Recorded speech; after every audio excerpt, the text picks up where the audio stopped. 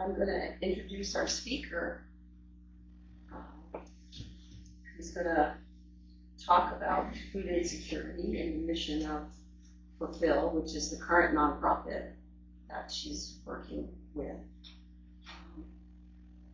I talked with Stephanie Ferrier earlier in the week, and we had a lovely chat. Unfortunately, my voice was worse than it is today. She was very forgiving. She gets it. She's probably had similar situations.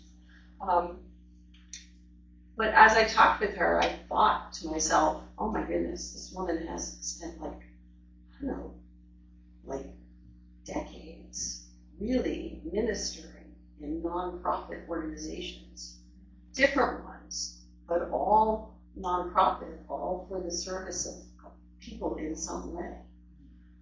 And I was very appreciative of that. I felt humbled after I talked to you, Stephanie. Currently, she's the Vice President of Developmental and External Relations for Fulfill, Food Bank of Monmouth and Ocean Counties. She's worked in the nonprofit sector for 30 years, decades. She has a master's degree in city and regional planning. And she began her career in the area of urban revitalization and community development. For the past 20 years, she's worked in the area of philanthropy at Interfaith Neighbors, YMCA of the Jersey Shore, and Georgian Port University, which is the university my Italian father wanted me to go to because it was an all-girls school. Because I went to an all-girls high school, but he had, those visions of, how Italian fathers are. Anyway, welcome, Stephanie, and I turn the stage over to you. Good morning. Thank you for that lovely introduction. And I'll just share, it's beautiful to be here. I'm actually so grateful that you invited me. I concur, what a beautiful place that you have to worship in. As a cool man, and it's really nice to be around like-minded people. And I'm glad you're all here. I'm very grateful. I was very worried about yesterday, and so grateful that it was so peaceful all across the whole region. I think I heard in New York City there was no one single arrest. Just wonderful. So I'll tell you a little bit about me. As Bill said, I have spent my career in nonprofits. It wasn't intended that way when I started my career, but as she mentioned, I started with a master's in city planning with this sort of specialized in community building. I grew up right next to Asbury Park, back when Asbury Park was desolate. That really was my inspiration. That was the community that my family lived in when they came to the United States. My father grew up. And so I went to school to try to figure out how do we bring and build community, to bring revitalized places. From there, you work in nonprofits. The fundraising is so important. You can't do anything without money. And I found I really enjoyed that part of my work. Bringing people, it's really a joyous experience when you enable people to make a gift that is so impactful. It's not just joyful for us at the nonprofit, it's joyful for the giver, as you all know. So I really enjoyed my career, and I found my place at Fulfill. I just joined Fulfill about a year ago when I was at Interfaith Neighbors, which is in Asbury Park. My career sort of came full circle. We were doing more and more work around food justice. Interfaith Neighbors was the Meals on Wheels program for all of Monmouth County. So we're delivering meals for seniors. We had a community farm that was becoming more and more important to the community. We were starting to, with grant dollars, buy produce, to distribute produce to local food pantries because the food bank just wasn't doing it. They weren't getting enough produce out there. So when the position opened up at Fulfill, I took the opportunity. I was very happy at Interfaith. I thought I was going to retire. A friend showed me the job description, said, do you know anyone who's looking? I said, sure, I'll take a look. And next thing you know, I had goosebumps. I said, God, what are you doing? I'm happy. But here I am. So I'm very happy I made the move. And so I'll tell you a little bit about food banks. You probably know quite a bit about them, but just the history. Fulfill is the second largest of 5 food banks, Feeding America food banks here in New Jersey. The way the Feeding America network works, there's food banks all across the country. Almost every square inch of the United States is covered by a food bank. We all have distinct territories, so we don't compete with each other. We're very supportive. It's a supportive relationship. So Fulfill serves Monmouth and Ocean. The largest food bank in New Jersey is the Community Food Bank, which serves just north of Monmouth County, so what's that, Middlesex County on up along the east coast of New Jersey, and Atlantic County and going south. So they're on either side of us. There's 3 other smaller food banks in the state along the western side of the state. South Jersey Food Bank, Mercer Street Friends, and Northwest Cap, which is up in the northwest corner of the state. So we are essentially, as food banks, really distribution hubs. That's what we do.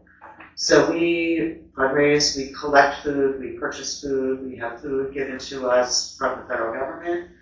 And then we distribute it to a network of food pantries that are really the ones that are on the ground working with our neighbors.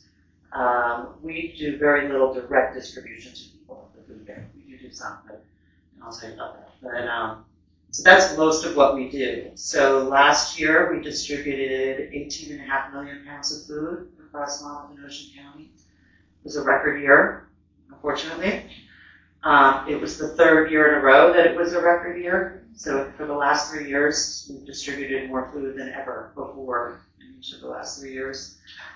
Demand, as I'm sure you can all see out in the community, demand for food assistance is dramatically up.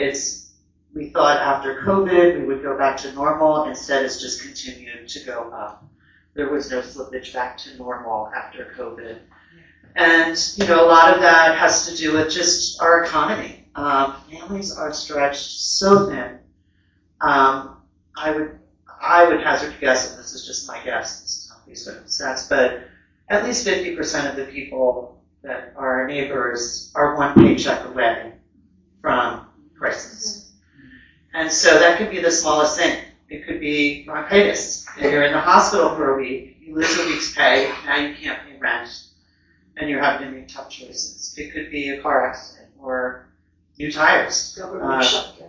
Or a government shutdown. So many families, so more and more of the families that we're serving are families with 2 earners. Mom and dad are both working, and they just can't make it work. Housing costs, we've reached the highest level of housing costs I read in the Times the other day in our history, our nation's history. So families just are really stretched thin, and so we're doing everything we can. We've been successful we're able to just meet demand still, currently. We've been blessed in that area. In New Jersey, since COVID, the governor acted dramatically around the issue of food insecurity, along with the Speaker of the House, Speaker Coughlin. They've been very committed to it. So if you're hungry, New Jersey is the state you want to live in, believe it or not. They have committed quite a bit of dollars to support the 5 food banks directly for us to purchase food. Our formula for food purchase before COVID, about 50% of our food was coming to us through the government. Now it's 50% and the rest was donated and purchased. So purchase was about 20% and it's flipped now. So we're purchasing about 50% of the food that we're distributing. And that's not because the government necessarily went down, it's that the pie got bigger. Just the number got bigger. So we're in a moment of a lot of unsurety. We're not sure what's going to happen next. We're doing a lot of planning around, mitigation of what's going to happen. We just, on Friday, we had an executive team meeting and we were going over all of our government funding sources and saying, what's the risk here? And who does that impact if that funding goes away? And how do we respond? What's the plan? And we went through all of our sources. So at the federal level, of course, we have a lot of risk. In New Jersey, we have a new governor race happening, so we have risk there too, because we got significant dollars from the state that were put in place under Governor Murphy. We're wondering what's going to happen. So that's sort of where that's our current state. But I'll tell you a little bit about what we're doing. The cards I handed out have our mission statement on it. Those are actually our numbers from last fiscal year. Our fiscal year started in July. What we've been focused on from our strategic plan is we're looking a lot at our distribution data. We're really crunching the numbers and trying to make sure that in our distribution networks across those 300 pantries, they come up, they spring out naturally. Most of them are congregation-based. It's a church or a synagogue that sees a need in the community. They come together as volunteers. They start partnering with us. We distribute food to them so they can distribute it to their neighbors. But that doesn't necessarily geographically work. The churches aren't necessarily where the hungry people are. So we've been really looking at our data this past year and ensuring that there's equity in our distribution. So we've discovered, and it's kind of obvious, but the closer you are to our main warehouse in Neptune as a pantry, the more produce you're going to get, because produce is the most perishable. So if you're running a pantry down in Lilleg, the amount of produce that they were getting was about 1/12 of what a pantry, and when they are getting produce, they're getting produce once a month. So that means those families that live and go to those pantries are getting produce once a month, which means for a week. They can make a salad or things like that for their kids. So we've been piloting for the last year down in the southernmost part of our service area, a produce hub model. So we've more than doubled the amount of produce we have going down there. We brought together about 5 or 6 pantries that are in that area. One serves as the host. So now we're bringing a truckload of produce down directly there. We drop it at the hub, and then those pantries can go there to pick up the food. We're doing it much more frequent. So now they have it at least twice a month, and we're working on growing that as time goes on. And now we're actually looking at what's the next one, which will likely be in Western Monmouth County, out by Cream Ridge, where it's rural. The ruralness of that part of our territory is the issue. Everyone's spread out. So we've been really looking at that from that perspective, but we're also looking at it from the perspective of, there's people that just will never set foot in a pantry. As we all know, when you need help, often the hardest thing is asking. It's a very hard thing. It's very humbling, especially when you have to ask for food, one of the most basic things. That's really hard to do. And we know that there's families that will just never set foot in a pantry. So we've been trying to look at what other ways can we get food to where people are. And by people, there's different populations here. Our immigrant community, they're afraid to go to pantries right now. So we're partnering with their congregations to say, how can we get food to the families that need it? Especially if they're afraid to go to work too. Now they really need food. We're partnering with schools. So we have 3 schools right now that we're actually operating food pantries in the school.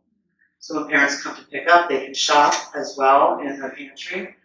And we're also partnering with healthcare providers, because as I mentioned, if you're experiencing a health crisis, chances are you're experiencing a financial crisis too.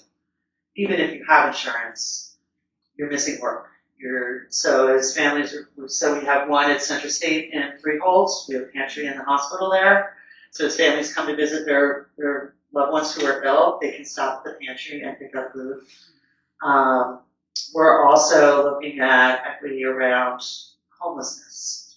There's more. I was just at Lunch Break, is one of our bigger pantries. They're in Red Bank. We was at their fundraising event last week.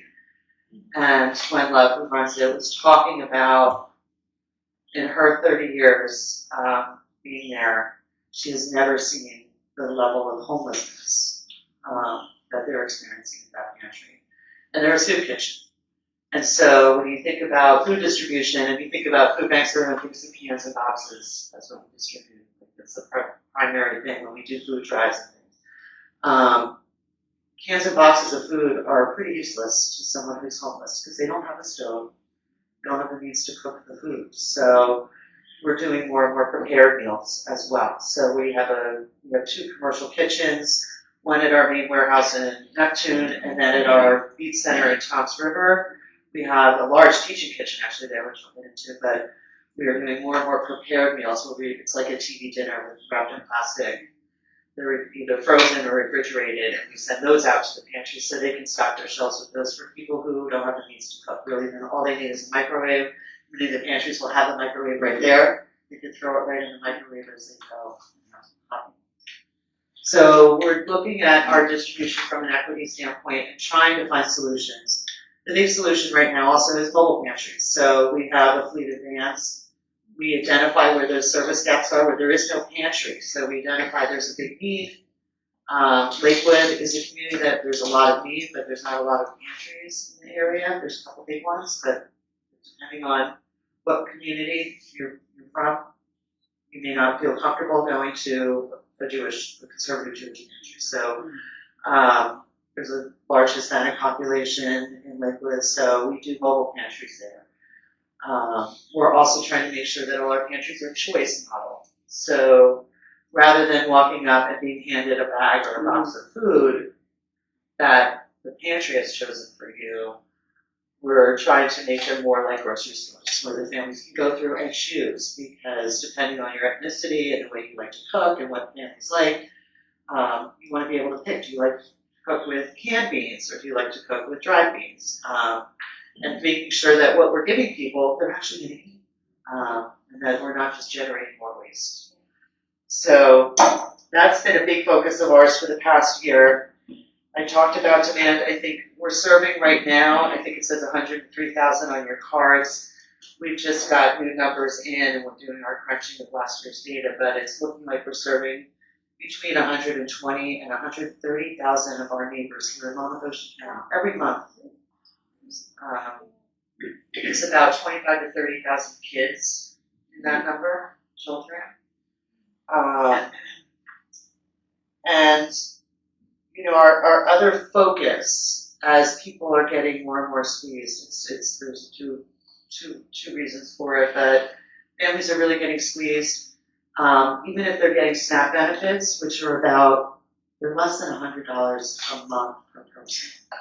So think about your last trip to the grocery store for 1 week, and it doesn't go far.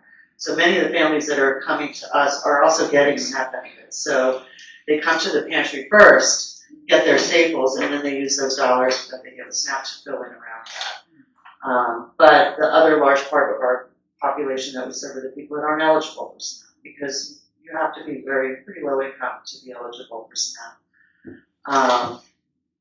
So when you think about when you go grocery shopping, the healthiest foods that are part of a healthy diet are also the most expensive foods.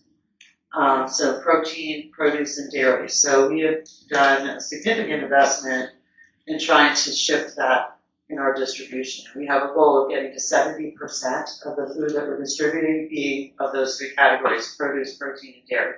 All perishables, so not cans and boxes. So we are pleased to say, without having accomplished our big goal, we're at 65% right now. But we're doing that by running our warehouse. It's like an Amazon warehouse right now. Food is in and out. It's tremendous, the technology that we've invested in. But we're actually we're doing a fundraising effort right now to expand our Neptune warehouse. Solely, we're going to triple our cold storage, just solely around cold storage, so that we have more room. Right now, our freezer space is starting to get filled up with turkeys, which is wonderful. Like, people are being very generous. We do a huge distribution around Thanksgiving, but as we approach Thanksgiving, our refrigeration gets filled with turkeys. And so for the weeks leading up to Thanksgiving, what we end up doing is doing grants to our pantry partners so they can go buy protein, produce, and dairy directly and distribute it, because we don't have room to store it for those 3 weeks leading up to Thanksgiving. So this should fix that problem. We just started construction in September. We should be up and running by next September with 3 times the refrigeration space, which will be a big difference. Yeah. So, talk a little bit about impact of government. So I think that's, you guys are probably interested in that. The big beautiful bill is going to have a significant impact. It has not really started yet. It happens in phases, and sort of impacting food security. First phase is going to be they're changing the rules around SNAP eligibility. So we're waiting for that guidance to come down from the federal government. They're slow in doing it, thank goodness, but it's coming. It's going to increase work requirements, stretch the age category for how long you have to keep working to be eligible. All negative, yeah. And it's gonna, I think what's gonna happen, especially if you're a part-time worker, like most part-time workers don't have control over their hours. They get told, sorry, you gotta go home, we don't have any more hours for you this week. And if you have to work a minimum of 25 hours to earn your SNAP benefits, we're gonna have families that are gonna be getting kicked on and off of SNAP because they can't get the hours. They're also putting in rules that if you let them lapse 3 times, then you're off for a set period of time, you can't reapply. So we're watching all of that very carefully. The bigger changes will come after the midterms. I think we did that on purpose. Yeah, so those will be the bigger changes where they're shifting more of the cost to the states. The amount that they're shifting to the states, it's over 100 million. I don't know where the state would find that money. So it's going to result in cuts because the state won't be able to keep up with what they're pushing back to the states. Hopefully we can change it by then. And of course the changes to Medicaid are also going to impact families because if they lose their health insurance, their finances are going to run amok and they're going to need help with food. So we're watching all that very carefully. Being part of the Feeding America National Network is wonderful in that case. That's one of the biggest services they provide to us is advocacy. They're doing all the data crunching for us. They're looking at every state and how it's impacting in every state and sharing that information with us so that we can go out and advocate on behalf of our families and neighbors that we serve. So they've been wonderful there. And then the other impact is the shutdown right now. We're watching it closely. As we go into November, that's going to be the biggest hit because SNAP cards will not be billed. So people got their SNAP benefits for October. They will not get them in November if the shutdown continues. They won't get WIC, which is women and infant children. That will not be funded either. So we're preparing for a big surge at the pantries. In the shorter term for government employees who are furloughed or getting laid off, or if they're contractors, you're essentially laid off. Contracts are just canceled or put on hold.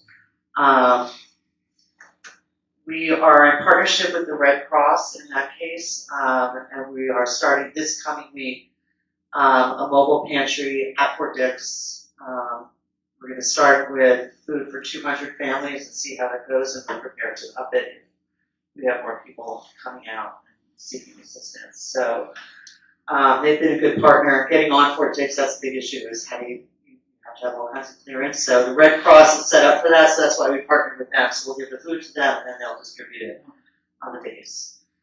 So I think that's a quick overview, somewhat quick, but I'm happy to answer any questions. This happened a bit ago, but I don't know if you know, why did they change the name to Fulfill? That's the piece I didn't talk about, yeah. So we changed the name to Fulfill because we have quite a bit of other programming that I didn't even talk about. So at our B.E.A.T Center in Toms River, the name change sort of coincided with us opening the B.E.A.T Center. And that came about for a couple of reasons. We had put an effort on attacking what are the root causes of hunger and food insecurity, and helping families to become self-sufficient. So we can keep giving out food, but we want to help people stabilize their situation. So we have multiple programs that we offer in that name. So we have a whole, they're called a resource connection team that operate out of Toms River at the B.E.A.T Center, but they're out at food pantries and other social service providers all over the counties that help people determine if they're eligible for benefits, and if they are, get them enrolled. So there's, we are completely underutilizing the SNAP benefits that are provided by the government here in New Jersey. There's so many people that are eligible that never apply for them. So if someone's struggling, we say, let's look at your eligibility and let's get you enrolled. Same thing with health insurance and the Affordable Care Act. We help people get enrolled for their health insurance and get the discounted prices. We help connect them to other nonprofit providers. We're not trying to do it all. We're not good at all of it, but there's a lot of other nonprofits out there that are good. So if we have a senior that's coming and we realize, well, you're really struggling to get around, you're probably eligible for Meals on Wheels. Let's get you connected to Ocean County Meals on Wheels, and they'll deliver meals to you for free. And so we'll do all that kind of work. We have great partnerships with all of the utility companies for energy assistance to make sure people keep their heat and their electricity on. So we have those types of programs. We also have some workforce development training. So our culinary center in Toms River is a teaching kitchen. When we built that space, it's designed to teach. Hospitality is such a big part of our economy here at Monmouth and Ocean County, and that's a nice entry-level job. You don't need college. You don't even need an associate's degree. It's a job that you can enter and get working pretty quickly. And so we have a 12-week culinary training program, so it lasts about 12 weeks, and then it starts back over again. That will graduate people through, so they learn knife skills, they get their ServSafe certifications, so they know how to handle food safely, get them out into the workplace. And we're exploring other opportunities. We have a great partnership with Brookdale Community College. We'd love to start doing more with Ocean County as well. They have so many great certificate programs that we can connect people to, and they've been working with us to help people, if they're eligible for scholarship and financial assistance, to get them into those programs and explore other careers. We've been talking about, we've got forklifts and pallet lifters and CDL drivers that help out, that make our business run, that we could become a training site. That could be another skill that we could be training people in, because those are certification type jobs where the pay is not bad. It's pretty good for an entry level. So fulfill was meant to mean, we're more than just a food bank. We're trying to fulfill and bring. It's not because I was talking about it at some meeting, and a woman came up to me and said, "Who's Phil?" There's two F's. Yeah. It's hard to pronounce it. Yeah, and we all still say the food bank of Monmouth. So, any other questions? Aside from financial, which I'm sure a lot of clubs accept for help, is there anything else people can do that for? Yeah, food drives. You're always it's wonderful. Like, you can always accept food. So we have, I think I shared with you guys a wish list, our 10 most wanted items. We survey our pantries twice a year, say what are the most requested items, and we try to guarantee that we have those top 10, that we always have them in stock. So when the pantries are placing their orders with us, we always have those items. So we have that list, that shopping list. So food drives are always welcome. You can run a food drive, you can drop it off either at Toms River or at our facility in Neptune. Fund drives, we can build a website to do like peer-to-peer type fundraising and invite your connections to donate on your behalf, or do it for your birthday or your wedding anniversary. Do a fundraiser for the food bank. And then volunteering. Our pantries, most of them are run 100% volunteer. We have a lot of volunteers that work with us at Fulfill. They help with sorting all the food that's donated through food drives. We have to sort through it, make sure that it's safe to distribute, check the expiration dates, check that the cans aren't dented or the boxes aren't damaged, sort through it, and then get it into a situation where it can be ordered by our pantry partners. Well, that gives me another question, because it's always a question among all of us. An expiration date technically doesn't mean anything government-wise. Right. So where do you draw the line? Like, for instance, at home I have bottles of ketchup and mustard that are just slightly past the expiration date, etc. but I did not. If they're just slightly, I donate them, because we do have a federal standards guide that they are checking against for all different kinds of food. Well, that's why I'm So wondering, hang it what over. would be what's the cutoff? Because nobody will donate, well, most people won't donate expired Yeah. food, but we all know that if it's, well, I think mustard, for instance, Right. has nothing in it, as long as it doesn't have eggs or things like that in it, it If can it's- go well past it. Yeah, if it's close, I would go ahead and donate it. It varies food by food, so I can't really give you a number. But some of them, it's like up to a year after the expiration date, That's so really for some foods, Because there's but a it's lot of still places safe. we could probably get it on. Yeah. Most of those expiration dates are actually, if you read it, it's best used by dates. And that just means that's its peak freshness, like that's what's gonna taste the best. And then the taste starts going down. But I argue with my kids all the time, it doesn't mean it's going away. But yeah, but we were very diligent about that, like in our storeroom, they're checking all those expiration dates, we have those charts, they're checking for damage. We also have recall lists, and we check foods recall lists to make sure we're not distributing anything that's unsafe. We check everything for CDBG ingredients now, like there's marijuana, like everything, whatever that's people donate it, we're like, well, we can't be doing that. One more question then, do you go to either restaurants or supermarkets and get things that they don't want? Yeah, so our donated food number is up to about 30% now, and we've been really putting a focus on our retail donations. So almost all the supermarkets, I mean, you can be proud to shop at almost any of the major chains around here.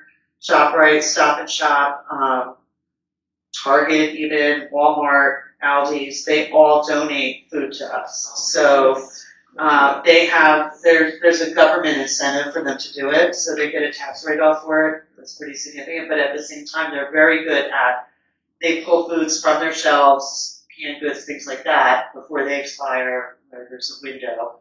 But especially their bakery, their produce, they donate a lot of our baked goods and produce and bread comes from them. And we push it right out. So we actually, with our pantries, we've been giving them grants so that if it's the Target that's around the corner, rather than us sending trucks down, bringing it back to our warehouse, sorting it, and then sending it back out, especially when it's produce and baked goods, we give grants to the pantries to enable them to be able to go pick it up directly from the Target, because they might need to have a van that has a deck height of a certain thing to be able to pull up to a dock, or it needs to have refrigeration, things like that, so we'll give them grants.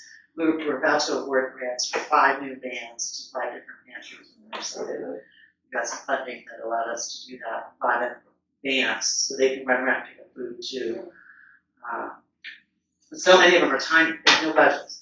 So volunteering is definitely something that you can do, and you can do it locally. You don't have to do it with Fulfill. On our website, fulfillnj.org, if you click on, like, I need help, one of the options is find a pantry. All the lists of all our pantries that we're partnered with, it's about 300 of them across Monmouth and Ocean, is listed. So you can find a pantry that's right near where you live, and chances are they need volunteers. And you can just reach out and say, hey, can I come help? And you can either help by helping to stock shelves, or sort food that they get donated, or help with their distribution. And the pantries are only doing distribution 1 or 2 days a week usually, unless it's a big one. And we do a couple distributions. We do a Pop the Trunk, which started during COVID when most of the pantries were closed. So this is not the optimum way to distribute food, because we're handing them a box of food. But at our main warehouse, we have a line of cars that lines up every Friday, and they just drive through our parking lot, and we have volunteers on either side, and we put, often we'll get like a big case of watermelons from one of the grocery stores, and we'll be putting a watermelon in, and a thing of cupcakes from the bakery, and then a set of, staple items and things like that that we'll put in their car. So it's a food for a week for a family, and generally 2. Just double it if it's a family of 4. How many years old, when you mentioned all the Philippines, do you teach classes on cooking to the citizenry? We do, we're just starting to do that. We just added a position this past year, a community health executive. So she's doing more of that. We have what's called a Charlie cart that we can take out to sites, especially with produce, because there's so many families that when we're giving out produce, they don't know how to cook with it. And so we'll have the Charlie cart there demonstrating, here's a great dish you can make, a side dish with this vegetable that we're distributing today. And we'll show families how to cook with it. We're planning to do more and more of that. She's also over our school programs. So we have a backpack program for kids. Teachers can identify kids that are hungry at school. We'll drop backpacks also on Fridays when they go to leave school. They give them a backpack of food to bring home for the weekend. So she's over that programs too. Yeah. Yeah, I have a question. Is it feasible to maybe have like a donation box, like some of these rallies? You figure all these combinations of so many people that are together, and they're getting more bang for their buck. Yeah. You know, protesting, one, and two, donating to something. When you have a big congregation of people, is that something that can be? It's definitely something that can be done. If we know well enough in advance, we can either drop off like donation boxes like the one you have here, or we have metal cages on wheels that we can roll into a big truck like that has a lift, and we can put those out for people to drop food and just promote it in advance. Point Pleasant has their Points Giving coming up. We'll be there. It's an event where they invite a bunch of nonprofits, and you can go around and learn about all the nonprofits in the area, and you can all say what we need help with. And so we'll be there collecting food for the Point Pleasant Thanksgiving event. So we do go out on community events whenever we can to do collections. There's a drop-off facility in Tom's River, Yes. and what's the address there? Or what is it? it's on Hooper Avenue. I want to say 1609, but I'm not positive of the number. It's right by the Soul Kitchen. The Soul Kitchen actually rents space from us. Right. So if you've been to the Soul Kitchen, it's right there. That's the Okay. same space. So we run the People's Pantry there, which was a pantry that started after Sandy, and it was a nonprofit that was running it, and then they were going to close, and we realized it was too important to that community right there. So we took it over. So we run that pantry. The B.E.A.T Center rents space from us, so they're right next to each other. And then in the back, we have a mini warehouse and our teaching kitchens. So like our pantries that are down this way, rather than having to pick up food, we'll bring it down to there and they can pick up from there. Because often they like to pick up rather than us deliver. So we do deliver too. Do you have any place where you actually give hot food out to people? In Monmouth, I stood behind and I was giving out food, Yeah. but I haven't seen one in Tom's River. Is there one? There are definitely soup kitchens in Ocean County. I'd have to look up on the list. Okay. We don't do it ourselves directly, but we have partners that are Like soup churches. kitchens. Yeah. Oh, okay, Yeah. because I've seen like the Methodist Church, I think it's Methodist. Yeah. Yeah, there's a couple big ones that, Yeah.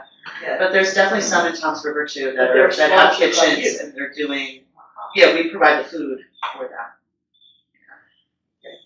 You keep saying something like Beam Center or Bead Center, but B.E.A.T. It's B.E.A.T. So bringing everyone all together is what it stands for. Okay. So it's the B.E.A.T. Center. Okay. And it's on Hooper Avenue in Tom's River. So we have volunteer opportunities there as well. You could help with that pantry there, either as a receptionist or helping with stocking shelves or distributing or shopping with the families. It's a choice pantry. It's sort of set up like a Costco, so we bring the pallets of food out so they can go through and shop and choose the items they want to take with them. So we have a volunteer that shops with them to say, okay, you can choose 4 from this area. You could choose 2 proteins from the meat case. You can choose, there's counts to make it there. You had mentioned starting to utilize schools as kind of different ways to distribute things, where there's kind of gaps between, distribution center things and stuff like that.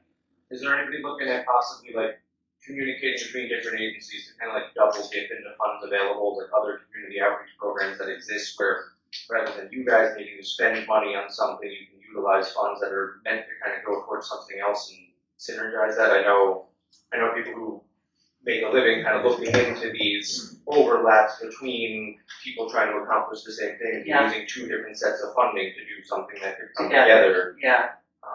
We do look for those opportunities. We're always looking for those opportunities, to be honest. Ocean County is where we have the most work to do. Monmouth County is an amazing, the county government established a program called ACTS, A-C-T-S, that brings all the nonprofits together through their social service department, and they meet monthly in different categories, hunger, housing. So all the nonprofits that work on housing come together once a month and work together on the problem. We would love to establish something similar in Ocean County. It's actually part of our strategic plan, but we haven't found funding to do it.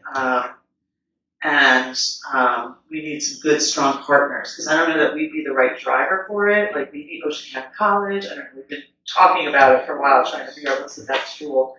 But we definitely are always looking to partner, because as I said, we're not good at everything. Why should we recreate the wheel? We just met with Ocean County Meals on Wheels. I used to work for Interfaith, which is Monmouth County, and I'm like, let's meet with them because their funding's getting cut too. And so how can we work together to make sure we're still serving the community? And an example of that is we have a program that's a senior meals program. It's a federal program where we're able to distribute boxes of food monthly to very low-income seniors. I mean, you have to be very low-income to be eligible for it. Every year we're undersubscribed for the program. Like we could access more money, but we can't get enough seniors to sign up. And we have a distribution problem, because we can do it if it's a senior like housing development, like, you know, a public senior housing facility or something. We can drop all boxes there, but to go door to door for seniors who are still living independently, we don't have the transportation to do that. But you know who does? Meals on Wheels. So that's why we're starting to talk with Meals on Wheels, saying, hey, we'll pay you. Like, we have the boxes. We can give you the box of food, and we'll pay you to distribute it as part of your Meals on Wheels warehouse. So it could be some extra funding for them, and it'll allow us to fully subscribe that program that we're under-subscribing on. You know, get more food to more seniors. So we hate leaving money in the table. Especially government. Right, yeah. Thank you so much for having me. Thank you.